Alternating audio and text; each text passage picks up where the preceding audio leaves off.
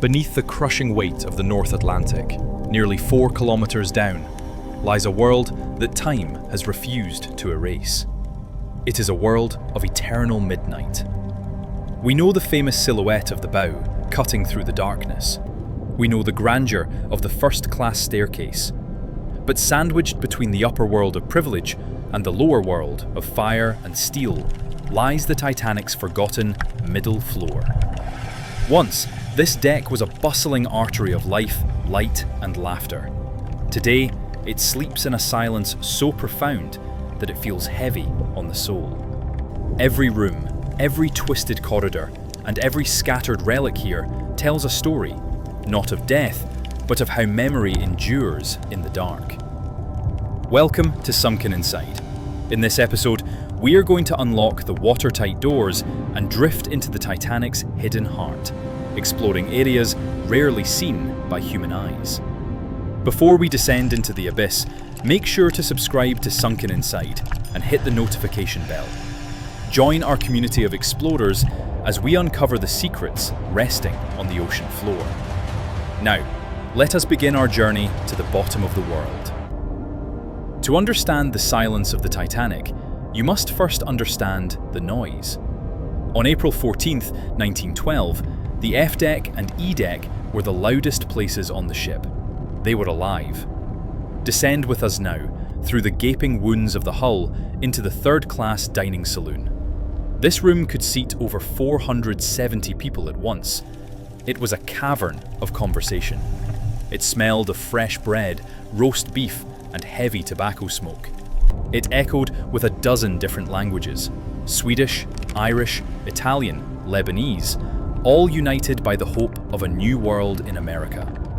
Now, it lies buried under layers of silt and rust. The tables remain standing in eerie, disciplined rows, anchored to the floor. They are ghostly echoes of the lives that once gathered here. The chairs, some still pulled out as if the diner just stood up to leave, wait for guests who will never return. Every flake of corrosion on these iron legs tells a story swallowed by the sea. It is a sanctuary of warmth that was consumed by cold darkness in a matter of minutes. The silt here is thick, like a blanket of dust, preserving the outline of a room where laughter once drowned out the hum of the engines. It is a graveyard of social connection. Leaving the dining hall, we move deeper into the ship's legendary corridor. The crew called it Scotland Road. Named after a famous street in Liverpool, this was the highway of the Titanic. It ran the entire length of the ship on E-deck. It was a busy, chaotic thoroughfare for stewards carrying luggage, engineers rushing to the boiler rooms, and trimmers covered in coal dust. The corridor now stretches endlessly into blackness, lined with doors that lead nowhere. In the beam of the submersible's light, we see curtains swaying softly in the still current. They dance in the dark, moved not by wind, but by the slow drift of the ocean. Here, the dust floats like frozen breath. Every sound from the submersible, every metallic creak of the hull settling, feels like the whisper of the ship itself. It is alive in its ruin.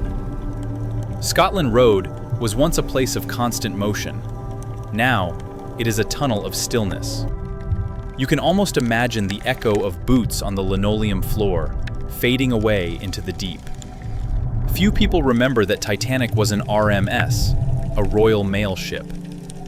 Deep within these decks lay the post office and the mailroom. Millions of letters were stored here: hopes, dreams, money, and secrets, all sealed in envelopes destined for New York. When the iceberg struck, the mailroom was one of the first areas to flood. The 5 seapost clerks didn't try to save themselves. Instead, they spent their final moments desperately trying to drag heavy mail bags up the stairs to save the cargo. They died doing their duty. Today, this room is a chaotic tomb. The paper has largely dissolved, turned to pulp by the sea. But the leather bags and the brass locks remain. Somewhere in this debris field lies the pulp of words that were never read. Love letters that never reached their lovers. Business contracts that never built empires. It is a library of lost thoughts, resting in the eternal dark.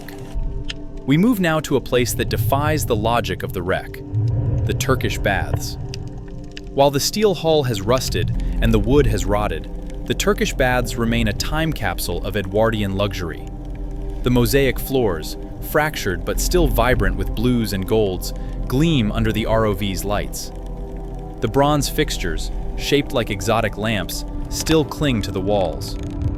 Coral and algae have claimed the elegance here, transforming a place of relaxation into a cathedral of decay. Adjacent to this luxury lies the swimming pool.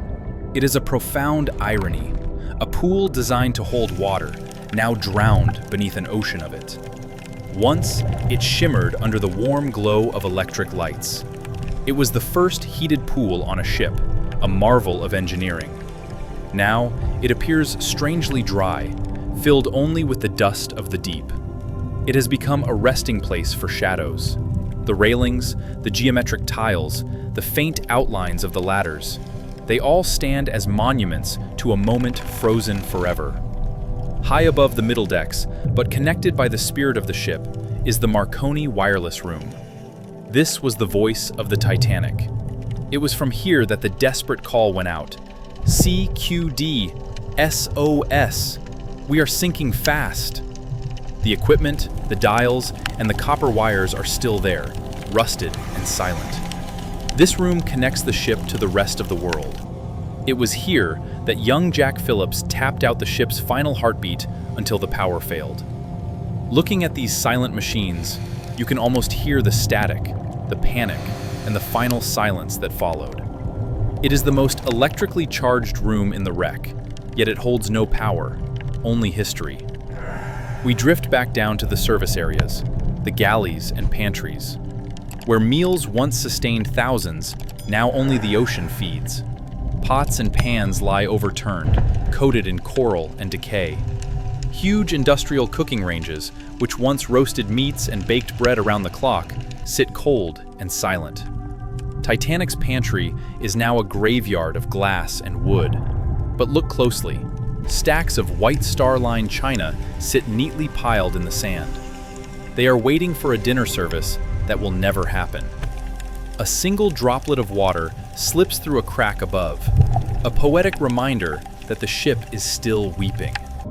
The smell of baking bread has been replaced by the metallic taste of salt and iron. The spiral staircase once echoed with hurried footsteps. Now it winds into darkness, wrapped in coral and dust.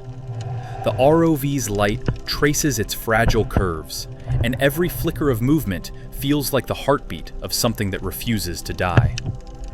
The middle deck of the Titanic is no longer just a structure of steel. It is a mausoleum of memories. Collapsed trunks, faded fabrics, and eroded brass locks speak of human stories sealed in iron and salt. The ship's heart is silent, but its story breathes on. Thank you for joining us on this journey into the deep. If you want to explore more lost worlds, forgotten wrecks, and hidden histories, please subscribe to the Sunken Inside YouTube channel. Don't forget to like this video and comment below. What part of the ship should we explore next? Until then, the ocean keeps its secrets, but we will keep searching.